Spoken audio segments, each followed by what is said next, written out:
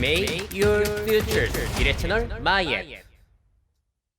네, 매달 마지막 주 토요일은 지난 한 달간 있었던 놓치기는 아쉬운 짜투리 뉴스들 전달드리고 있는데요. 이번 달은 그렇게 뉴스가 많지 않습니다. 근데 재밌기는 하실 거예요. 자, 먼저 포드 자동차에서 핸즈프리 운전 보조 기능 블루 크루즈를 공개했는데 이거 재밌어요. 자, 일단 손을 떼고 자기가 알아서 운전을 해주겠다는 겁니다. 핸들에 손을 얹어 놓지 않아도 된다는 거예요.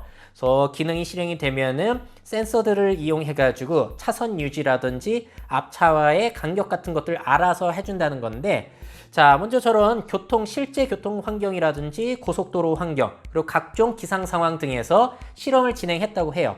포드 자동차 10대로 테스트를 진행했다고 하고요. 재미난 점은 핸들 위에 카메라가 나를 감시하고 있습니다.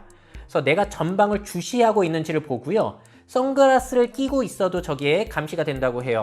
근데 만약에 내가 앞에서 시야를 딴 데로 돌리게 되면은 기능이 해제가 된다고 합니다. 재밌죠? 그러니까 전에 우리가 이용하던 반자율 주행 같은 경우에는 손을 핸들에 얹어 놓으라고 권고를 하고 있잖아요. 근데 저 포드의 블루 크루즈 같은 경우에는 손은 떼라. 대신에 시야는 전방 주시를 꼭 하고 있어라. 카메라로 감시하고 있으니까 만약에 네가 눈을 딴 데로 돌리거나 하면은, 아니면 눈을 감게 되면은 우리 그 기능 해제할 거야. 이게 특이한 점이라고 볼 수 있겠어요. 또 혼다 같은 경우에는 트래픽 잼 파일럿이라고 해가지고 고속도로 정체 수준이죠. 시속 30km 미만 환경에서는 아예 운전을 알아서 해줄 테니까 영상까지 시청하라라고 홍보를 하고 있습니다. 그러다가 속도가 나가지고 시속 50km 이상까지 속도가 나면은 다시 운전대를 잡으라고 한다는 거죠.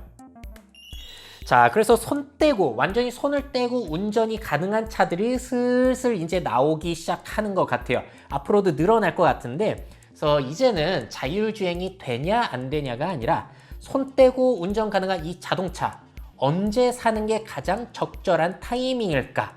그게 고민인 시점 같습니다. 그러니까 지금 굳이 애매한 자동차들을 비싼 돈 주고 사실 필요는 저는 없다고 보거든요. 꼭 필요하신 게 아니라면. 자, 다음에는 4월 달에 있었던 로봇 개 소식들이에요.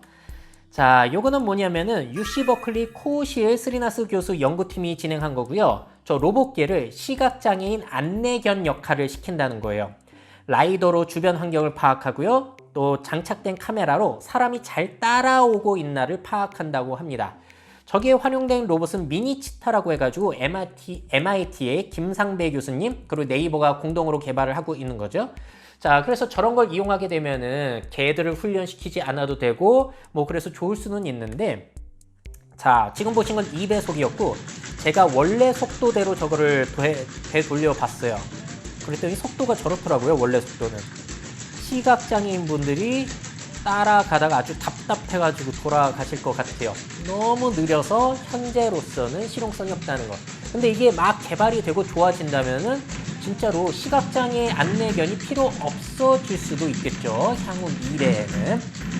자, 그 밖에도 스팟은 대표적인 로봇계 스팟은 정말 여러 곳에 활용이 되고 있습니다. 군사 훈련에도 활용이 되고 마약 탐지견으로도 활용이 되고 있는 것 같은데요.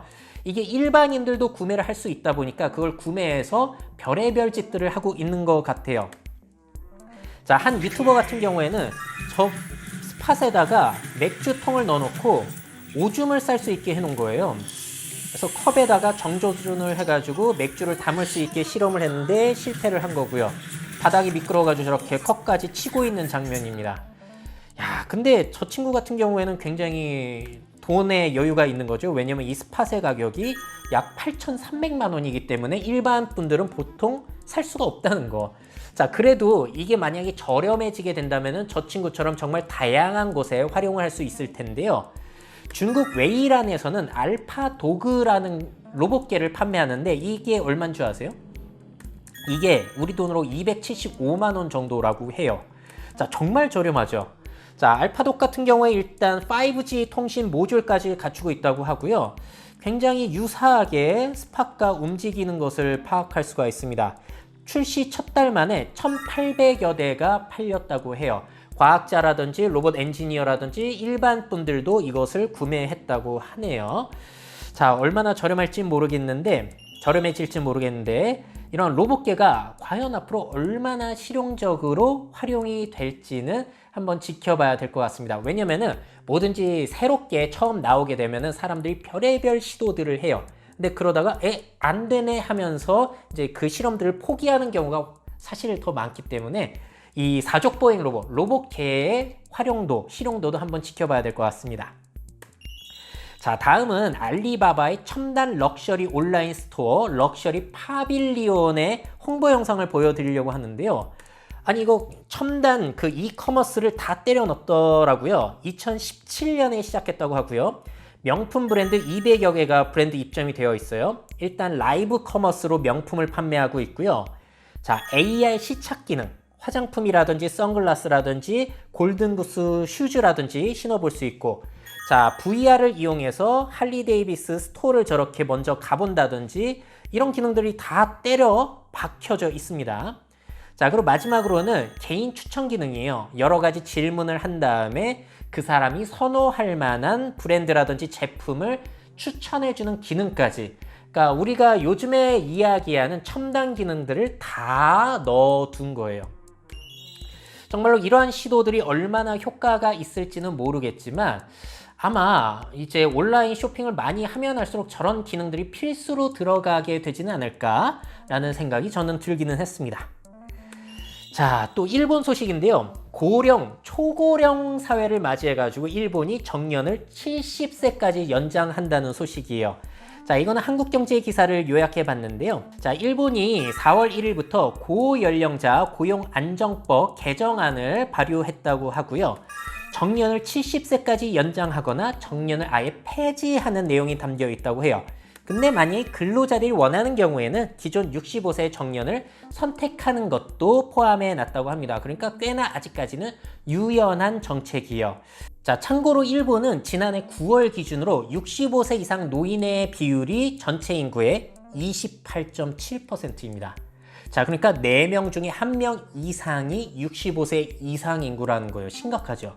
그러다 보니까 이렇게 바뀔 수밖에 없는 거고요. 한국도 빠르게 초고령 사회로 진입을 하다 보니까 이런 일본의 움직임들이 시사하는 바가 클 것 같습니다. 자, 이렇게 해가지고 4월 놓쳐선 안 될 미래 소식들 정리해 봤습니다. 다음 달에도 짜투리 소식들 이렇게 마지막 주에 묶어가지고 전달드리도록 할게요.